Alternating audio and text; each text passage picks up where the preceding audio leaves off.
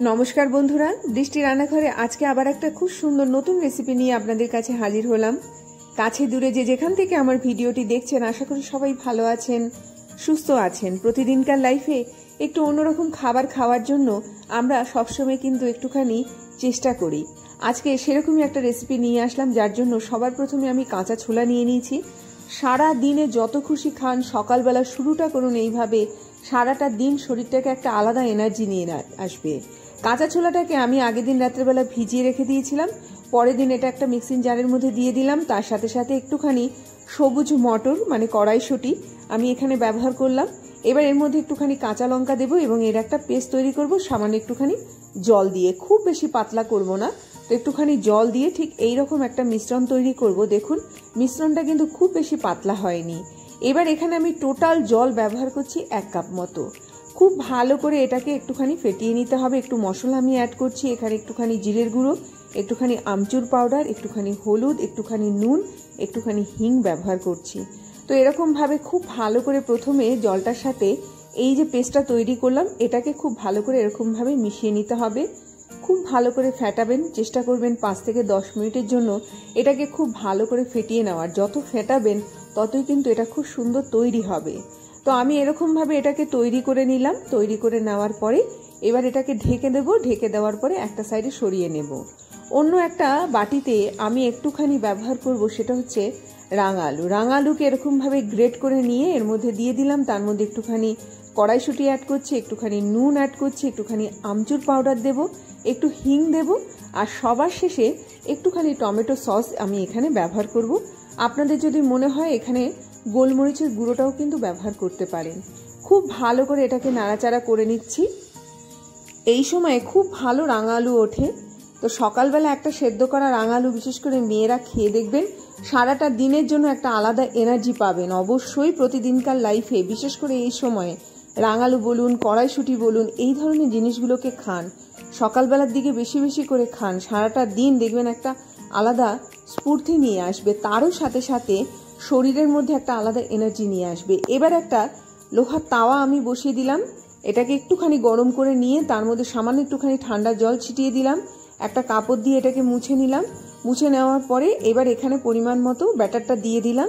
দিয়ে দেওয়ার পরে এটাকে একটুখানি ছড়িয়ে দেব। এটা দেখবেন একটা খুব সুন্দর তৈরি হবে।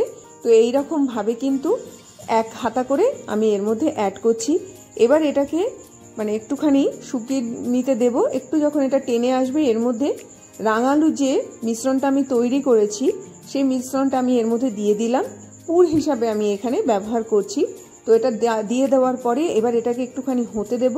হতে দেওয়ার সময় আপনারা একটুখানি ঢেকেও রাখতে পারেন বা এমনি একটুখানি সময় থাকলে ছেড়ে দেবেন, এমনি তৈরি হয়ে যাবে। দেখুন কালারটা কত সুন্দর এসছে। এইবার এটাকে আমি উল্টাবো। জাস্ট এরকমভাবে একটুখানি খুন্তি দিয়ে এটাকে নাড়িয়ে নিলেই কিন্তু এটা খুব সুন্দরভাবে উল্টে যাবে। এবার এটা উল্টো দিকটাও আমি খুব সুন্দরভাবে ভাজা ভাজা করে নিচ্ছি। এটা যেটা তৈরি করছি সেটা কিন্তু তেল ছাড়া, মানে আপনারা খুব ইজিলি তেল ছাড়াও কিন্তু এটাকে তৈরি করে নিতে পারেন। তবে এই ক্ষেত্রে যেটা করতে হবে সেটা হচ্ছে তাওয়াটাকে গরম করে নেওয়ার পরে সামান্য একটুখানি হাত দিয়ে ঠান্ডা জল এর উপর দিয়ে ছিটিয়ে নিতে হবে। ছিটিয়ে দেওয়ার পরে তারপরে কিন্তু 1 হাতা করে ব্যাটার এর মধ্যে অ্যাড করতে হবে। মানে আমার এটা একদম রেডি হয়ে গেল, গরম গরম নামিয়ে ফেললাম। এবারে তাওয়াটা গরম থাকাকালীন আমি আরও 1 হাতা এর মধ্যে দিয়ে দিলাম।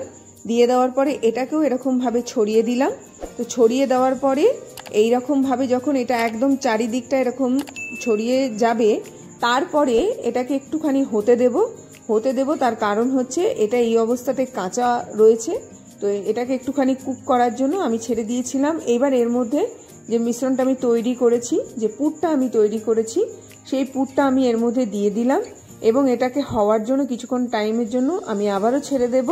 এই সময় আপনাদের যদি মনে হয় আপনারা ঢাকা দিয়ে দিতে পারেন, অথবা আমি ঠিক এই সময়টাতে এখানে একটুখানি তেল ব্যবহার করলাম। খুব বেশি তেল ব্যবহার করছি না। প্রথমটা দেখিয়েছি তেল ছাড়া, পরেরটা দেখিয়েছি তেল সমেত। এই অবস্থাতে এটাকে একটুখানি ঢেকে দেব। এটা একদম কিন্তু পুরো তেলটা শুষে নেবে। শুষে নেওয়ার পরে এইবারে একটা খুন্তি দিয়ে এটাকে খুব সুন্দরভাবে জাস্ট এরকমভাবে কিন্তু এটাকে খুব ইজিলি কিন্তু আমরা উল্টে দিতে পারবো। যেভাবে খুশি খান না কেন, এটা তেল ছাড়াও তৈরি করতে পারেন, তেল দিয়েও তৈরি করতে পারেন। আমি দুটো পদ্ধতি দেখিয়ে দিলাম। যে কোনো একটা পদ্ধতিতে কিন্তু খুব ইজিলি আপনারা এটা তৈরি করে নিতে পারেন। আবার আমি একটুখানি তেল দিয়ে দিলাম, খুব ভালো লাগবে এটা খেতে। দুটোই ভালো লাগে, তেল ছাড়াটা খেতেও ভালো লাগে, তেল সমেতটাও খেতে ভালো লাগে। এরই মাঝখানে বলে রাখি, যদি আমার চ্যানেলটিকে আপনাদের ভালো লেগে থাকে অবশ্যই চ্যানেলটিকে সাবস্ক্রাইব করবেন। আর এই ভিডিওগুলো যদি ভালো লেগে থাকে অবশ্যই লাইক করুন, শেয়ার করুন, নোটিফিকেশান পাওয়ার জন্য বেল আইকনকে প্রেস করুন। খুব সুন্দর দেখতে হয়েছে, খুব সুন্দর খেতে হয়েছে। একটু টক দই পাশে নিয়ে এটা কিন্তু ইজিলি আপনারা সকালবেলার ব্রেকফাস্ট হিসাবে খেতে পারেন। এবারে আমি আরও এক হাতা এর মধ্যে দিয়ে দিলাম। এবার যেটা দেখাবো সেটা হচ্ছে ঠিক আমরা যেরকম পাটিসাপটা তৈরি করি ভেতরে পুর দিয়ে, ঠিক সেই রকমই কিন্তু এটা তৈরি হবে। প্রথমে ব্যাটারটাকে আমি এরকমভাবে গোল করে চারিপাশে ছড়িয়ে দিলাম। এটাকে একটুখানি হতে দেব, একটুখানি যখন এটা কুক হয়ে যাবে তারপরে কিন্তু এটাকে এপিট ওপিট উল্টে নিয়ে ভালো করে ভাজা করে নিয়ে তারপরে কিন্তু আমি এর মধ্যে পুরটা দেব। সবার প্রথমে ঢেকে রেখে দিয়েছিলাম, আমার একটা পোর্শন কিন্তু এটা খুব সুন্দর তৈরি হয়ে গেল।